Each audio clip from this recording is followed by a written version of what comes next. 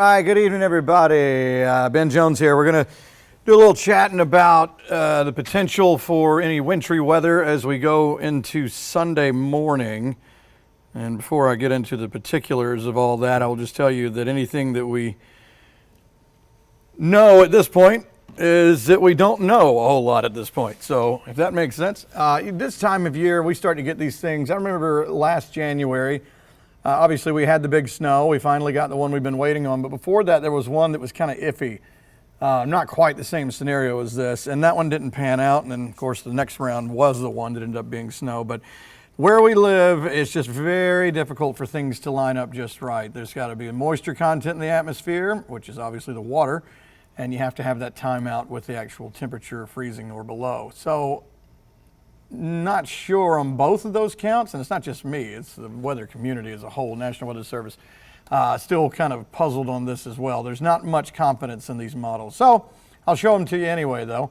Here's a look at the graph model. We'll start with tomorrow afternoon.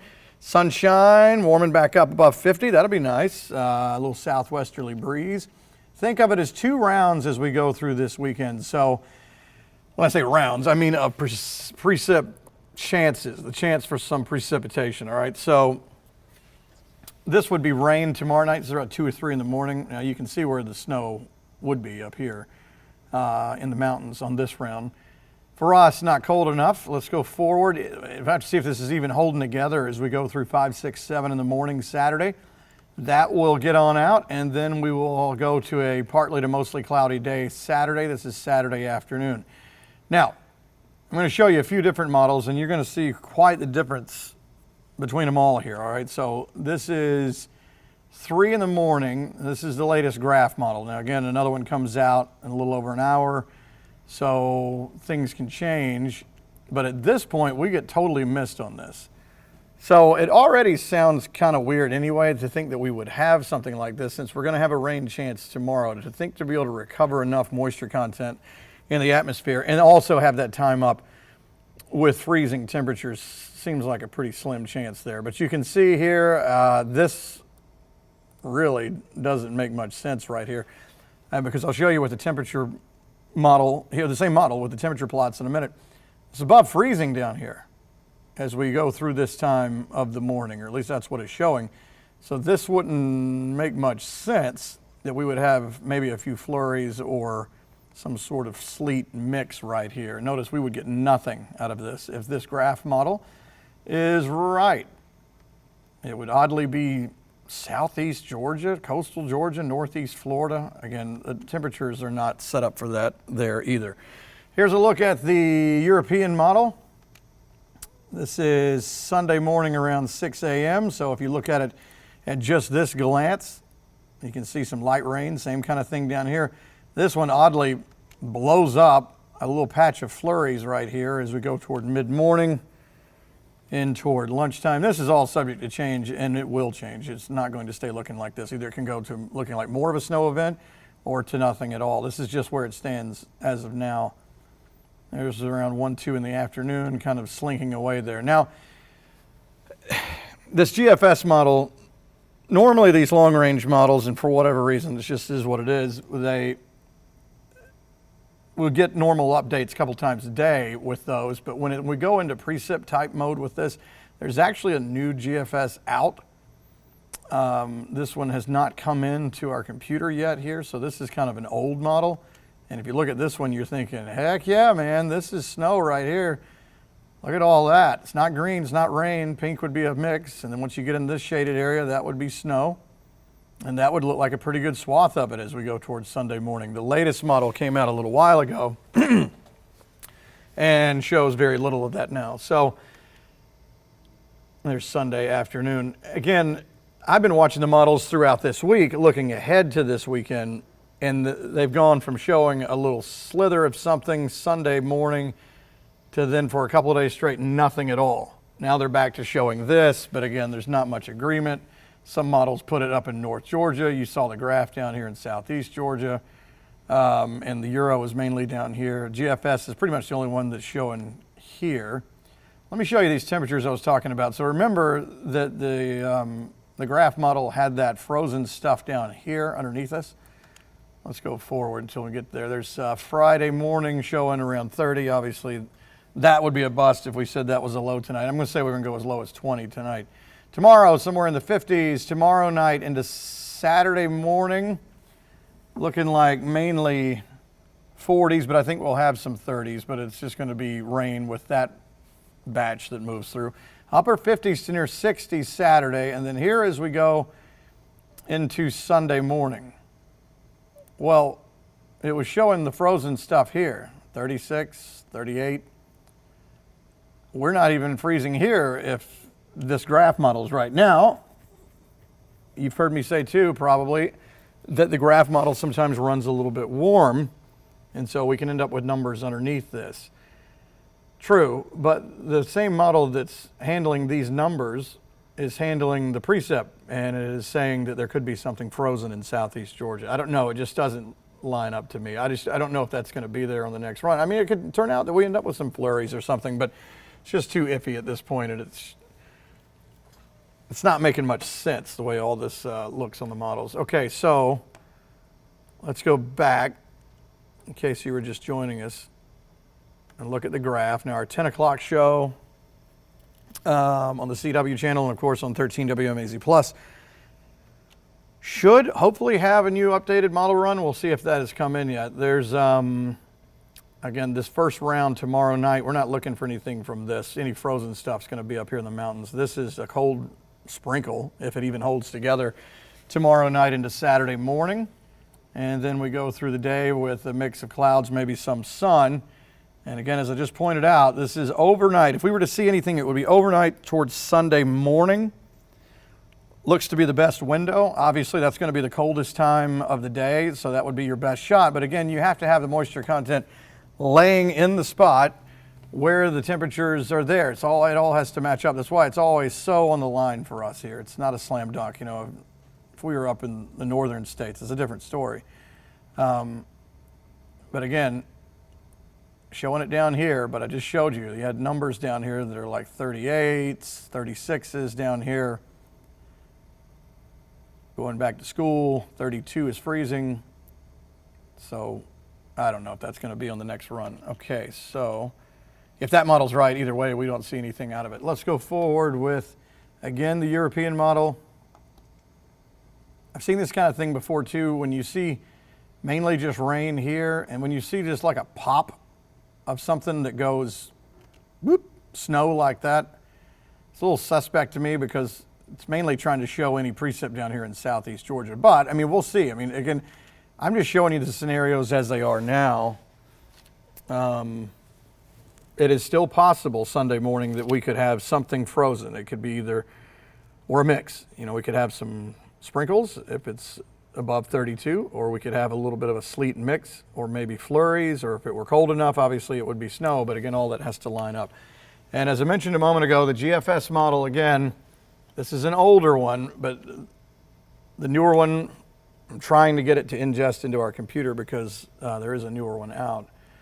It does not show all this color like this. The new one, let's see if I can kind of give you an idea, kind of cuts like this with rain underneath there, and then it has like a little thin line of this purplish shaded area in pink with pretty much nothing up here. So it starts to kind of do that southeast thing as well. So at this point, again, that's at this point, things can change. Anything that we did see, and that can change, as I've said, I think I said that, yeah, is it would be kind of a mix or maybe a few flurries, if anything happens at all. Let's see, some of the comments. Press the snow button, Ben. Shannon, see, that's right there. I doubt it's going to snow, but I could be wrong. That's my answer.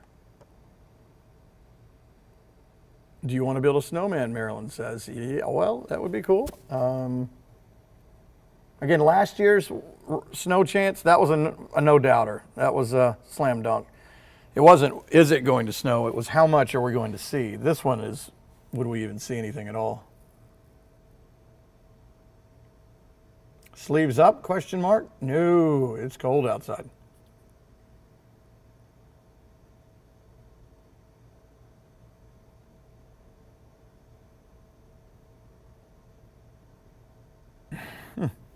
Some other comments I can't read. Let's see.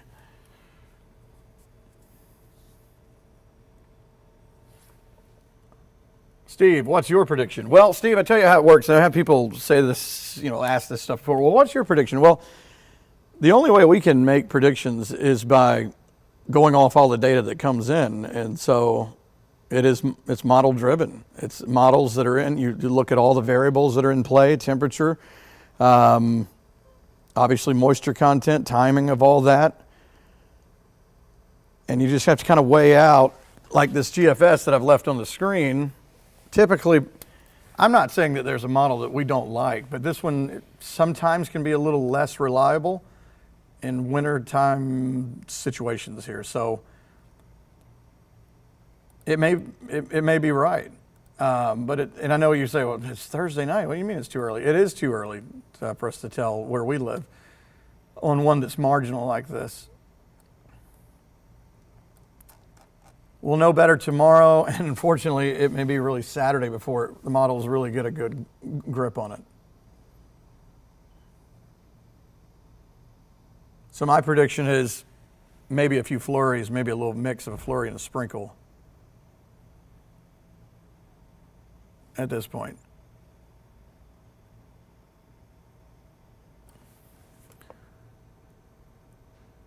What are the temperatures going into Monday? Well, Sunday night into Monday, we're back down to near 20 Monday morning. But the event would have to happen, here, Sunday morning. And again, the graph model doesn't show really anything here. It's mainly southeast Georgia. So a lot of models to look at. You just have to kind of keep watching them as they come out, watch the trends. Is one consistently leaning toward an outcome that shows snow or consistently showing no snow?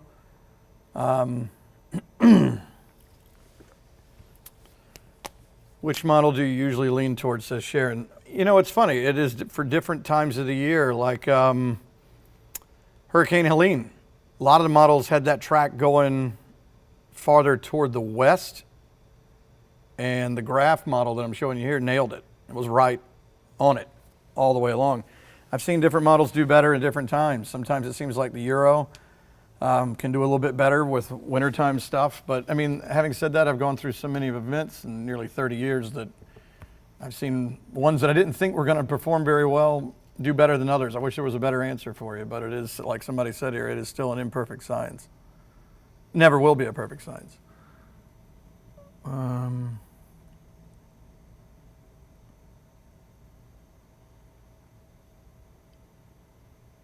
Yep, Brittany says snowed this time last year. Yeah, and it was around this time that we had that first chance of it, and everybody's like, oh, maybe this is it, maybe this is it. And we were kind of like, no, it's kind of iffy, and then it ended up not happening. But then it was, if I remember, it seemed like it was just a week later or something, that next one came up, and we were like, oh, this is the one.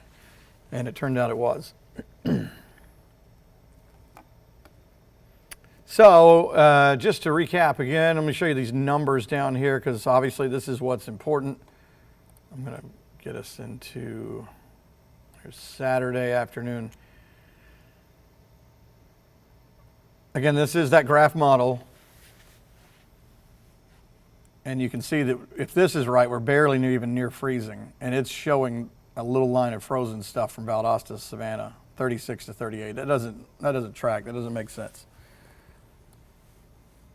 The graph model, actually, not the graph, the GFS, get them confused now. The GFS model, this is what's interesting about this one. So if this is the one that you want to happen, this is your horse right here, because it's like, oh, that looks like snow, it looks good. Well, I'm looking here on my sheet where I wrote earlier, this same model has us at a low, 33, 34, marginal at best, but it's basically calling for just a little above freezing, yet it has all that on there.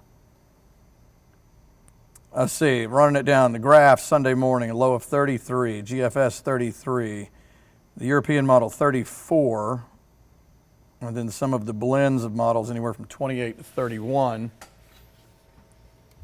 But again, it's just going to be, we have to continue watching it as we go through tomorrow and Saturday. So the best I can do now is just tell you that we have an eye on it. We've mentioned the S word.